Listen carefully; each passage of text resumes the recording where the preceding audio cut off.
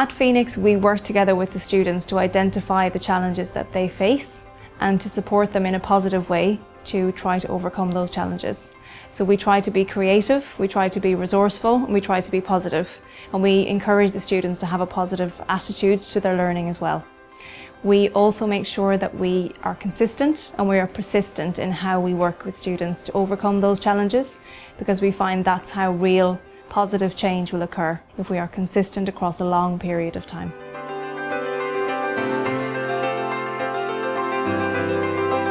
Communication is integrated across the whole school day at Phoenix. Communication targets are incorporated into lesson plans to ensure that there are maximum opportunities for pupils to communicate throughout the day. We use interventions such as the picture exchange communication system, visuals and signing to support communication at Phoenix and also the delivery of the curriculum. All classes have access to a speech and language therapist and an occupational therapist if needed. Some singing. Staff use signs and gestures to support pupils' understanding of key spoken words when giving instructions or directions. Finished. And then, Abdul, did you go on a walk around the school? Later. Visual choice boards are used at Phoenix to encourage pupils to make choices during lessons and throughout the day. I want chalk.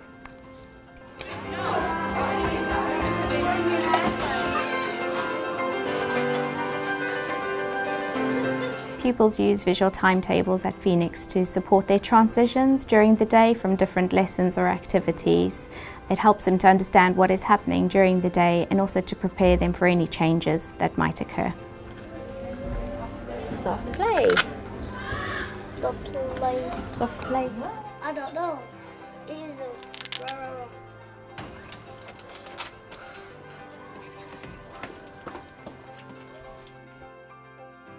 Pupils may have difficulty understanding spoken language or processing spoken information, and therefore we use minimal language to help support their understanding.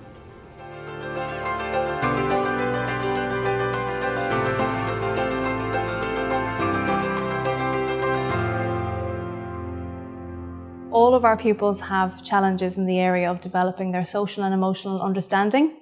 So as a staff, we feel it's very important to teach social skills explicitly. So we teach the children about turn taking, about waiting, about interacting, appropriate topics of conversation, etc. So we make sure that we teach social skills proactively.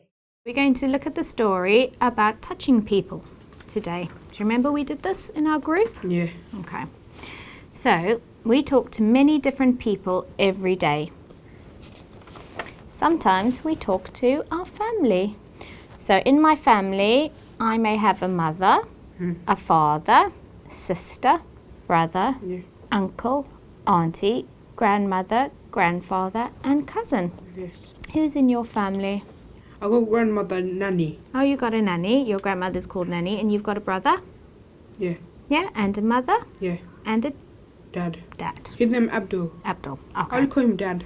So you have a father, a mother, brother, sister, uncle, auntie. Yeah. Those are all your family. So when I talk to my family, I can also touch them. So I can hug my family.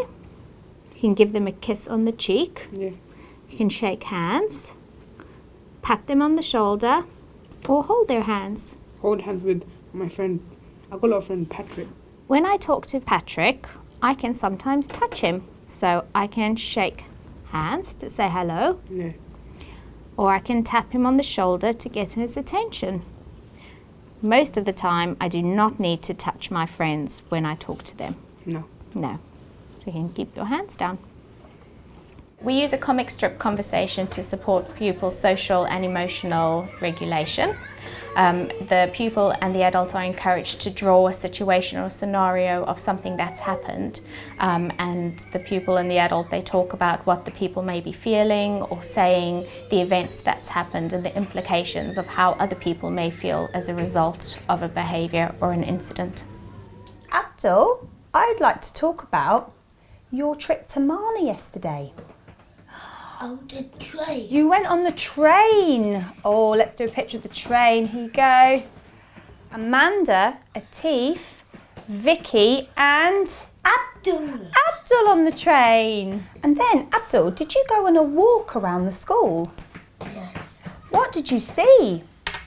Children. You saw lots of children, lots of new children. And what colour should we have feeling happy today? Yellow.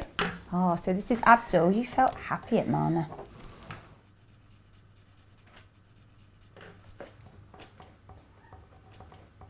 Good storytelling, Abdul. Well done. Yes. We use a 5-point scale to help pupils' social and emotional understanding. Children with autism don't always know their feelings, so we help them to identify their different feelings, when those feelings might arise, and what they can do when they feel that way. So Monica, today we're going to have a look at your 5-point scale. Do you remember making this? Yeah. So do you remember when you're feeling a number 1, how do you look? Happy. What can you do when you're feeling happy? I can have a good time. Yeah, you can have a good time. And what's next after feeling happy? Okay. Okay. When you feel okay, what could you do? I can have a drink of water and take a deep breath. When you start feeling a number 3, how do you start to feel? Anxious. What could you do when you feel I that can way? squeeze a ball. Yeah, that's a really good idea. And then when you feel number 4, you're starting to feel, Angry. oh no. What happens when you feel angry? I can walk away and ask for time out. That's a good idea. And finally, when you're feeling a number 5, Feeling sad. and you can try to, I can have a quiet time and talk to the adults. that is a really good idea. And how do you feel today? Happy. So you're having a, Good time. are you having a good time? Yeah. Yeah? Good.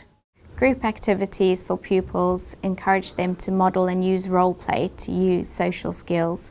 We also have interactive activities such as making a sandwich where pupils need to request different ingredients from each other. Today we're going to make a sandwich. But first we need some group rules. In our sandwich group we need to do good listening. Sarah, good listening. We need to talk to each other. Yeah. And we need to do good waiting. Okay, so what's this? Butter. And I'm going to choose a spread. I'm going to choose jam. And we need bread. We need bread.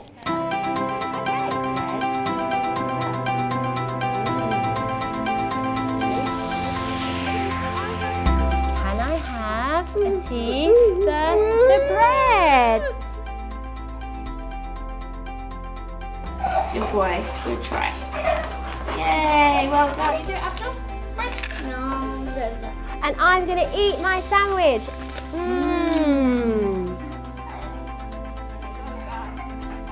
Turn taking is a vital skill we teach at Phoenix. We encourage a small group of pupils to work together to wait their turn whilst playing a game, and we use visuals and structure to help support them. We're going to play a game today. We're going to play Space Chase. Whose turn is first? It's Ilhan, that's right, it's your turn. Okay.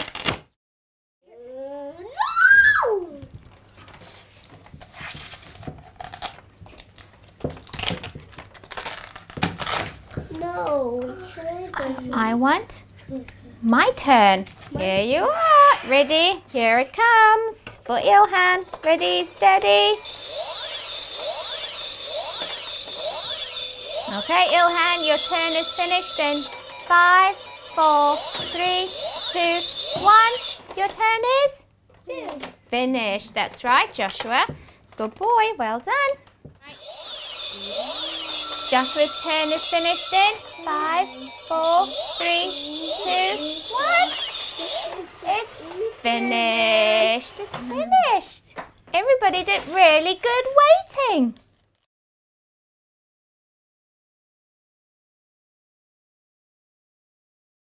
Pupils who attend Phoenix School and their families face lots of challenges when preparing for adult life. We feel that it's very important to develop the independence of each individual student. We try to strike a balance between safeguarding and making sure children have opportunities to develop those independent skills. So we work on things like eating, dressing, washing, and making sure that parents are also developing those skills at home. We use visuals around the school to support pupils' ability for independence and self-care, such as brushing your teeth or washing your hands. We're going to wash hands. First, turn on the tap. Good boy, wash your hands. Washing your hands, good boy. Next, we need to rinse our hands in the tap. Then, turn off the tap. Other way. Other way. Lastly, dry your hands. Well done, dry your hands. We also look at developing and identifying the strengths of individual students and seeing if those can be shaped towards future employment opportunities. Here's your coffee. How much is that, George? 120. 120. 120. There's 20. And Thank you. Thank Okay. Night, night, seeds. Now you can. That's it. Okay, let's move that out. High five. High five. Okay. Today we're going to be making cupcakes. We'll be doing some measuring. We'll be doing some stirring, some dividing, and some baking. Okay, but we need to be careful because it's very hot. Hot. Well done, Ryan. First, we're going to read our recipes. I'll read it and we can all do good looking. Okay, Triffin? Add butter and sugar to a bowl and mix. Slowly add eggs to the mix. And then we're going to add in the flour and then mix together. And then we're going to put them into the cupcake cases and then put them into the oven. Okay?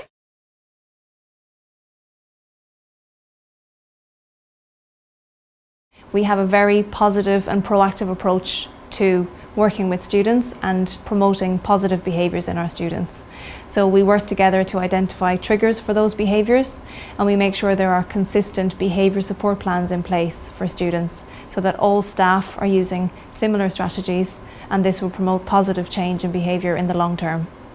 At Phoenix, we have a school therapy dog named Curtis. For some of our pupils, Curtis can be very motivating. They have opportunities to request to walk him, stroke him, or play with him as rewards. Should we go to where the chickens are maybe, and then you can throw the ball and then give him a treat, and then maybe take his leash off and you can play with the ball? Yeah. And we have a positive behaviour approach across the school, which and we use something called Behaviour Watch. Every incident is recorded, and we really look at that to look at triggers and to look at ways that we can perhaps put interventions in, so that we're trying to anticipate what the patterns are and what the causes are of that behaviour.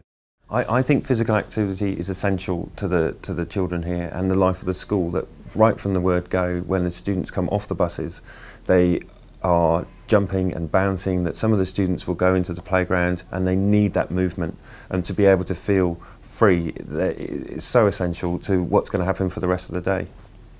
Young people at Phoenix, they get a lot out of physical exercise. They get to strengthen their bones, practice sort of with their coordination, their balance.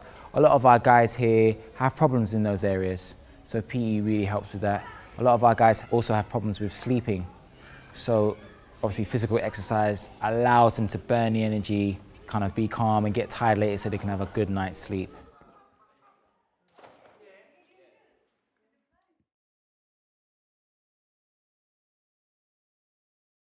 Our pupils may find it difficult to engage in lessons or to maintain focus of attention to lessons. So we plan exciting multisensory activities to try to ensure that children are interested and actively engaged in learning. We use the child's interests where possible, And we also use reward systems so that children are motivated as much as possible to engage in the learning opportunities that we provide. You're such a star, you make good predictions. Let's look at yours, Abid. In today's science lesson, we're learning about friction, we're learning about different wheels. They're going to be predicting and learning to understand that it's okay to not have an answer and it's okay to have your answer right or wrong. We're going to use our words. It's time for? Sorry. Good. And we're learning about? Friction. Lovely talking, Mariam. Good. Friction. Rub our hands together. Yamano. Friction. Good. Everybody counting? 3, 2, 1. Positive reinforcement is very important at Phoenix. Our pupils use I'm Working For boards as a reward system to help them attend to activities. They receive stars, and at the end of the activity they receive the item that they're working for. Nuraz, what are you working for? Transport in the train track. Well done, you're a star. Well done. Come on, little bit. The challenges associated with autism that our pupils face mean that many of our pupils are highly anxious throughout the school day. So we support our students to reduce those anxiety levels as much as we can. So we have predictable routines in place, we ensure that we prepare students for upcoming changes, and we try to make communication with our students as clear and as accessible as possible.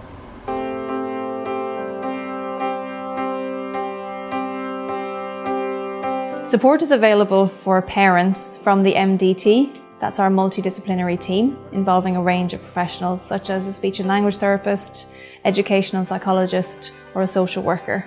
And parents can receive support from the MDT team at home if needed. We feel that the key to success for our students, especially those with complex needs, is to make sure that we have effective partnership in place with parents and with a range of professionals, and we feel that is the best way forward for our students in the longer term.